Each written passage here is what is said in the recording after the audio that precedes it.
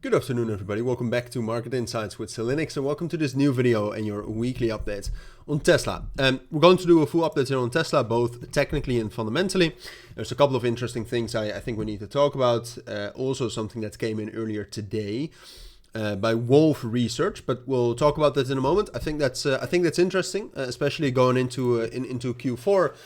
But first of all, a bit of a recap of what happened over the course of September so far is that Tesla has been able to break out of this massive resistance level between $400 and $385, I would say.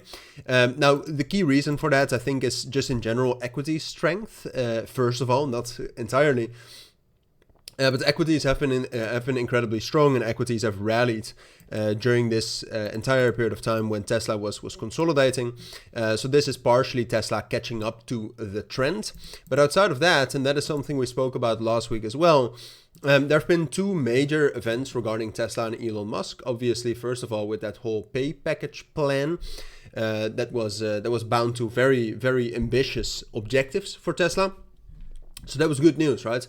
That really brought Elon Musk back to Tesla and you know, refocused him to Tesla, which in the past has been extremely bullish for the price of Tesla and has really bolstered investors.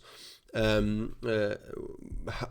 do you say that? Investors' conviction in the stock. And then we also, I think last week as well, or 2 weeks ago, we also had Elon Musk purchasing $1 billion in Tesla off the market, which was about 0.6% of the market cap back then. So that caused us to break above $400 and $385. Last week, I already told you, I think this is a real breakout. I think we're going to hold that. And I think we have a good chance to rally into those equal highs right here between $460 and ultimately $500. I mean, the high right here in December 2024 was around 485. I think we can go a little bit higher than that. But how do you trade that? How do you invest in Tesla regarding that? We'll talk about that in this video. Ultimately, the fundamentals for Tesla, look, obviously fundamentally they've been under pressure, and I have to refresh the camera real quick. They've been under pressure this year, but there are some more positive headlines about their numbers in China, for example. They're not back at the same levels as last year, but they are growing again, I think at least quarter on quarter.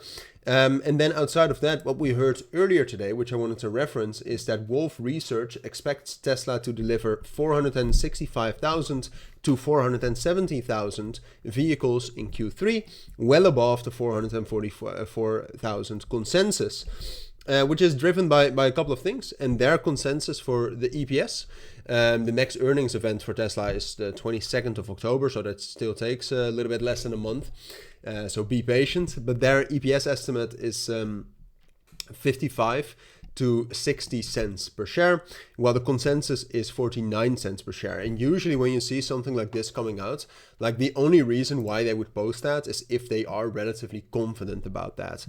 And if we combine that with the news that we've had over the course of the last 3 weeks, and we combine that with the technical situation right now for Tesla, I will still aim for that target right here between, well, let's be conservative, between 465 and 485. The best Tesla buy entry though. So I definitely do think Tesla is a buy. I definitely do think Tesla is bullish.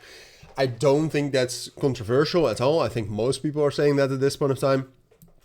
But I do think fundamentally there's a couple of things, for example, with the government shutdown that could be risky for the markets and therefore also for Tesla. So when we're talking about a potential entry on Tesla, I'm looking at this level right here where we still have a gap as well between $400 and $385. Potentially, if you want to be a little bit more risk averse, a little bit more conservative with your buys, you go down all the way to 375, where we have the 0.618 fib and the 7-day rolling VWAP. But a pullback into that area, to me, you know, as long as we don't get World War III, seems like the best area to buy into. And from where we can actually get a bounce back up to 450, 465, 485 right here. So those are my thoughts. That's what I think you need to know about Tesla regarding the technicals, fundamentals, but also a little bit when we're talking about trading and investing in Tesla. So hopefully that helps. But for now, that's it. I'll be back next week. And if you're interested in more Tesla content, and if anything happens, consider subscribing or joining our Telegram channel. Thank you for watching. Take care and bye.